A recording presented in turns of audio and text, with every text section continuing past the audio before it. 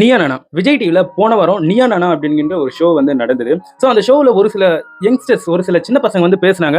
So அவங்க பட்டிருக்கக்கூடிய கஷ்டம் வந்து நம்ம பட்டிருக்குமா அப்படின்ட்டு பார்க்கும்போது உண்மையாவே அது ஒரு கொஸ்டின் மார்க்காக இருக்கு. இன்க்ளூடிங் என்னையும் சேர்த்து தான் சொல்றேன். ஸோ அந்த அளவுக்கு அந்த பசங்க பேசக்கூடிய விஷயங்களை பார்த்தா ரொம்ப இன்ஸ்பயர்ட் ஆயிட்டேன். ஸோ அந்த பையன் ஒருத்தன் சொல்றான், அதாவது நான் வந்து 6வது படிக்கிறதுல இருந்து இந்த வாழை தார் இருக்கு பார்த்தீங்களா, வாழைக்கொலை, அதை வந்து 2 வச்சு தலையில வச்சு சுமந்துக்கிட்டு எடுத்துட்டு போய் லாரியில ஏற்றுவானா. ஸோ அவன் போகக்கூடிய பாதை என்பது சாதாரணமான ஒரு பாதை கிடையாதுங்க. ஸோ கரடு முரடாக இருக்கும், முள்காடா இருக்கும், அப்படியே சேரும் சகதியா இருக்கும். அதெல்லாம் கடந்து அந்த பையன் போயிட்டு அந்த வாழை தாரை போயிட்டு லாரியில ஏத்தணும். ஸோ அவன் இன்னொரு ஸ்டோரியும் சொன்னான். ஸோ அவனுக்கு வந்து அப்பா கிடையாது, அப்பா வந்து இறந்து போயிட்டு இருக்காங்க. ஸோ அந்த மாதிரி இறந்து போன சமயத்துல கவர்மெண்ட்ல இருந்து காசு கொடுப்பாங்க பாத்தீங்களா, அதுக்கு வந்து விஓ ஆபீஸ்க்கு வந்து அந்த பையன் வந்து போயிருக்கான். அந்த இடத்துல அந்த பையனுக்கு அந்த விஓ வந்து சைன் போடாம அலக்க வச்சிருக்காரு வேணுமோ. ஸோ அந்த பையன் அந்த ஷோல சொல்றான், நீ பெருசாகி என்ன ஆக போற அப்படின்ற மாதிரி கோபிநாத் அவர்கள் அந்த பையன் கிட்ட கேட்கும்போது, நான் வந்து விஓ ஆக போறேன், விஓ ஆகி யாரையும் நான் அலக்கழிக்க போகிறது இல்ல, சீக்கிரமா சைன் போட்டு அனுப்ப போறேன் அப்படிங்கிற ஒரு விஷயத்த அந்த குழந்தை சொல்லியிருக்கான். ஸோ அவனுடைய மனசுல எந்த அளவுக்கு ரணம் என்பது இருந்திருக்கும்.